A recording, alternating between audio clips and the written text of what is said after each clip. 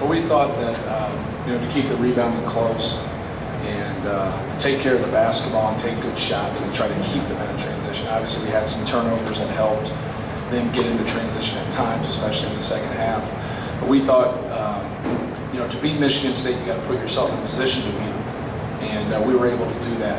And I think it was just kind of icing on the cake the way we shot in the first half to put us in that position. But you knew they were going to make a run. You would like to think that they would make a run. They cut it all the way to 3. They did a great job of using that momentum and driving the basketball and really put us in a tough position. I mean, we were stuck there. If each one didn't make a couple huge plays there, we were stuck with foul trouble.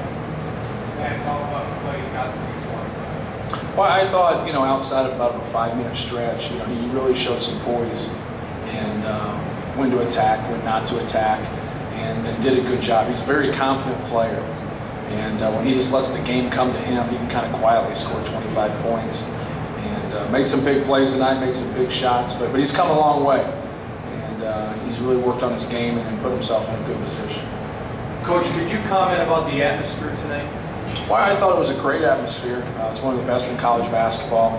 They had a whiteout, and it's tough to play when you can't hear yourself think. We had the one turnover in front of our bench, where we simply they didn't relay the play call or hear the play call, and they didn't let us make that first initial pass. And I think that really had to do with the sound. And but this is an unbelievable place, and we're fortunate to get a victory. Matt, I think in that loss to Northwestern, you guys got doubled up on the glass. Yeah. You questioned your team's effort. You questioned the players' effort. What's different now that you won 6 straight and give MSU their worst loss at home in 4 years? Well, I think anytime you make shots, everything looks better. And we were able to make some shots today. But I thought our guys did a very good job on the glass. And just gave a great effort. And when we played at Northwestern, we were in a bad way at that time. You got to give Northwestern credit, but we got out-rebounded 3 straight games. At that point, I think like 5 out of 6. And we've done a better job since then. Even though we emphasized it at that time, sometimes it takes that wake-up call. But you have to put yourself in a position to rebound against Michigan State. And if you're constantly helping, you can't rebound. So you got to do a good job on the ball, trying to keep them in front of you. And that's easier said than done when they have guys like Caleb Lucas that is constantly getting into the paint. Just to follow up on that a little bit, was there also an attitude change, or was it more about just playing the right way? No, I think the guys that have stepped up and rebounded and done a good job. It's really been a team effort. I don't think anybody has single-handedly stepped up and filled that void.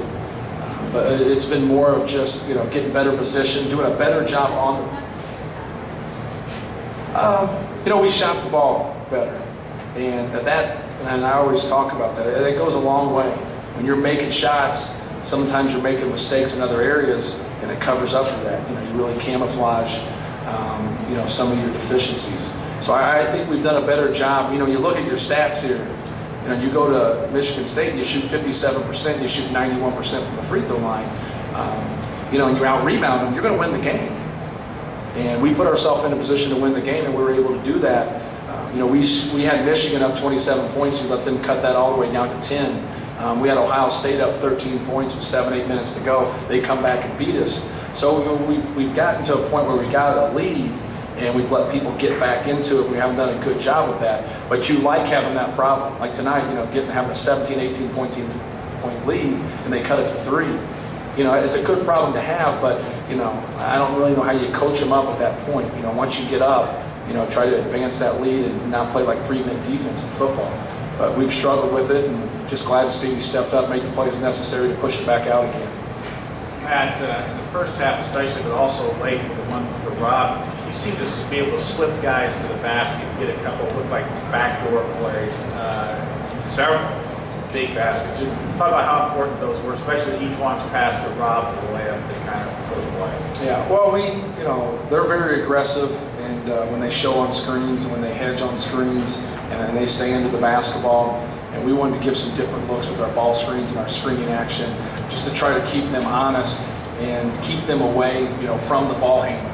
And with that, I think they did some different things, gave us different looks at times, and we did a pretty good job of reading for the most part. There were some times that really bottled us up and just simply took the ball from us, but we didn't play any differently for the most part, in what we do offensively than any other game.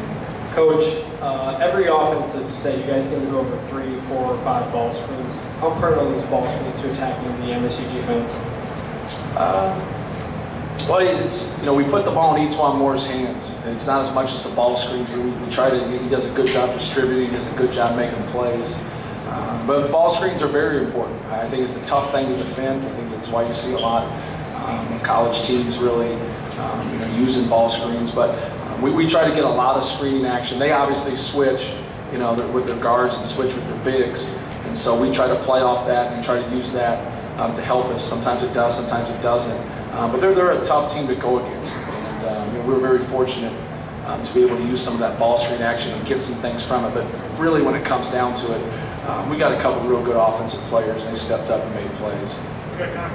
Coach, when you see, I'm sure everybody was anxious to see how Michigan State was going to start as far as their lineup. When you see them go small, you make an 11th hour decision to jam everything in with Juwan at that point? No, you know, we try to kick Juwan on the run more. He's not a guy you can anchor because of his body type, like we used to do with Carl Landry, and just stick him on the block. He's a guy we try to move around. When he stays down there, he struggles. You saw tonight, I mean, he had, you know, 19.7 rebounds, but he had the ball at the rim probably 5-6 times and came away with nothing. And he's got to do a better job of going strong. But, you know, whether they play Derek Nix or they played Sherman or they put Rowe on him or Draymond, you know, we still want to get him the basketball. Sometimes we want to get him into pick and pop situation because he can shoot. Sometimes we get him out of the trail. And then besides that, we try to jam it in and give him as many touches as possible, you know, regardless of how somebody plays. Thank you.